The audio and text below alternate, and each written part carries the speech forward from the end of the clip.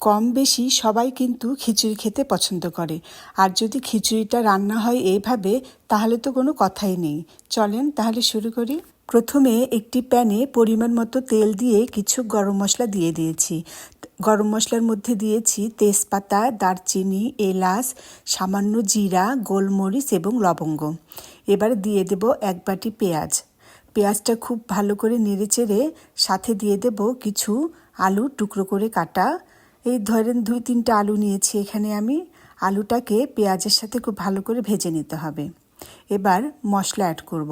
দিয়ে দিলাম 1 চা চামচ হলুদের গুঁড়া, 1 চা চামচ ধনিয়ার গুঁড়া, 1 চা চামচ জিরার গুঁড়া, 1 চা চামচ মরিচের গুঁড়া এবং 1.5 চা চামচের মতো আদা বাটা, 1 চা চামচের মতো হবে রসুনের বাটা এবং পরিমাণ মতো লবণ দিয়ে মশলাটাকে খুব ভালো মতো কষিয়ে নিতে হবে।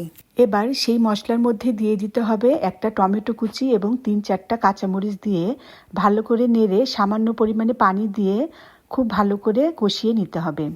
এখানে আমি মুগের ডাল এবং মসুরের ডাল 2টা মিলে 1 কাপ নিয়েছি এবং মুগের ডালটা কিন্তু ভেজে নিতে হবে। আর বাসমতি চাল নিয়েছি 1.5 কাপ। এগুলো খুব ভালো করে এই মশলাটার সাথে ভেজে নিতে হবে। এবার এর মধ্যে আমি দিয়ে দিব 2 থেকে 3 টেবিল চামচের মতো সরিষার তেল। এবার এগুলোকে ভালো করে ভেজে নিতে হবে। এবার এর মধ্যে পরিমাণ মতো পানি অ্যাড করে দিতে হবে এবং সেই সাথে দিয়ে দিতে হবে 1 চা চামচের মতো নাগামরিচের আচার। এই আচারটা দিলে খিচুড়ির স্বাদ দ্বিগুণ হয়ে যাবে। এবার খিচুড়িটা ফুটে উঠলেই আমি এর মধ্যে অ্যাড করে দিব আগে থেকে রান্না করে রাখা মুরগির মাংস।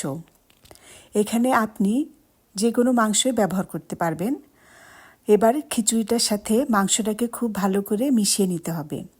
সেই সাথে দিয়ে দিতে হবে কিছু ধনিয়ার পাতা কুচি। ভালো করে মিশিয়ে নিয়ে একটু ঢেকে দিতে হবে। কিছুক্ষণ পরে ঢাকনাটা তুলে আমি এর মধ্যে 1 চা চামচের বেশি হবে ঘি দিয়ে দিয়েছি এবং এই ঘিটা দিয়ে ভালো করে নেড়ে মিশিয়ে নিতে হবে এবং ঢাকনা দিয়ে কিছুক্ষণ অল্প আঁচে ঢেকে রাখতে হবে। বাস রেডি হয়ে গেল আমার সুস্বাদু মজাদার চিকেন খিচুড়ি।